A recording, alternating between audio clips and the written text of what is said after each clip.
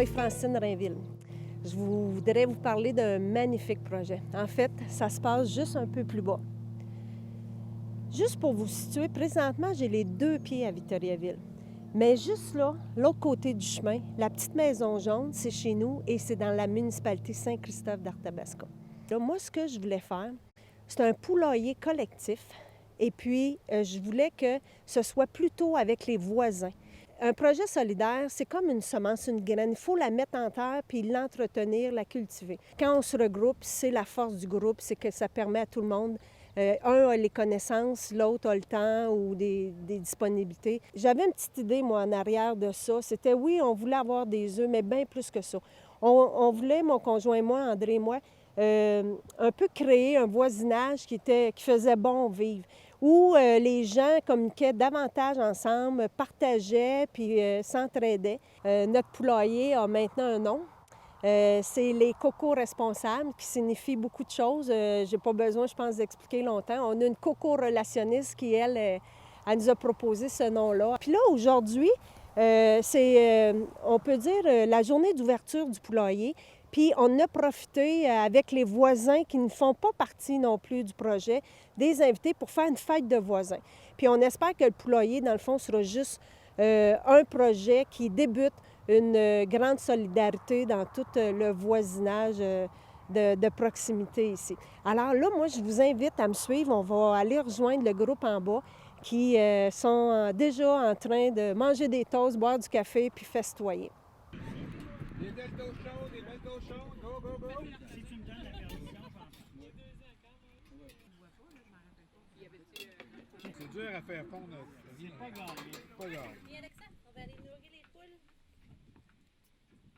Pour nous, c'était important d'embarquer dans ce projet parce que c'est fun pour intégrer la vie de Victoriaville. Ça fait 1 an qu'on a déménagé ici, puis ça aide à trouver un réseau social, puis de connaître les gens.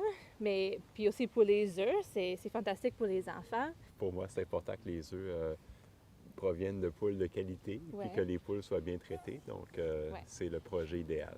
Oui, c'est ça. Moi, j'avais aucune connaissance de la science des poules. Ça fait que, comme André et Francine étaient des experts dans la matière, je me suis dit, je vais me joindre à eux pour apprendre comment ça fonctionne, les poules.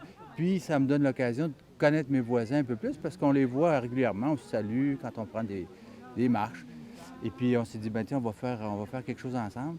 Alors, c'est pas mal ça que ça m'apporte. Puis en même temps, ben on est content de participer à une activité qui nous permet de générer un petit peu de nourriture locale tous ensemble, puis d'en profiter.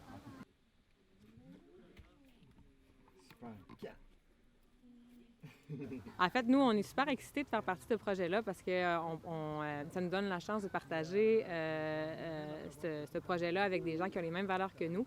Se monter un réseau social aussi qui partage nos valeurs aussi. C'est ça. Puis en plus, on est à proximité, donc moins de 5 km. Et vu qu'on prône beaucoup le bio local pour tous, ben, on trouve ça le fun de faire partie d'un super projet où il y a plusieurs familles et qu'aussi on peut montrer à nos enfants que de manger bio local, ça se fait. Et en plus, en collaborant avec un beau projet de poulailler, les cocos responsables. Nous, dans le fond, on a décidé de participer au projet de poulailler collectif. Dans le fond, on trouvait que c'était une belle idée pour la coopération, puis on voulait montrer ces valeurs-là à notre petit garçon. On voulait aussi lui montrer c'était quoi, d'où ça venait les œufs, puis comment ça fonctionnait un poulailler, puis de travailler avec les voisins, bien, ça nous montre des belles valeurs de coopération puis de solidarité. Ça fait en sorte qu'on partage aussi avec les gens. On apprend à se connaître. Nos voisins de gauche, de droite, on les connaissait pas avant, ou si peu. Mais là, tout à coup, tiens, on fait, comme aujourd'hui, une fête de voisins, mais on apprend à être solidaires les uns des autres. C'est une façon de vivre. Et moi, je pense que, ultimement, c'est ce qui va nous sauver si la planète va pas bien.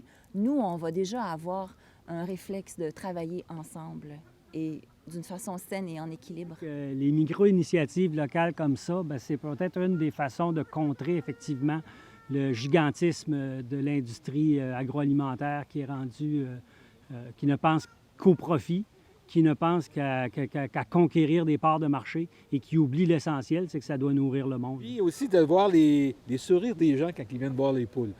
Pour nous, c'était bien ordinaire, mais on se rend compte que pour d'autres gens, ça rend les gens heureux. C'est correct, c'est le fun.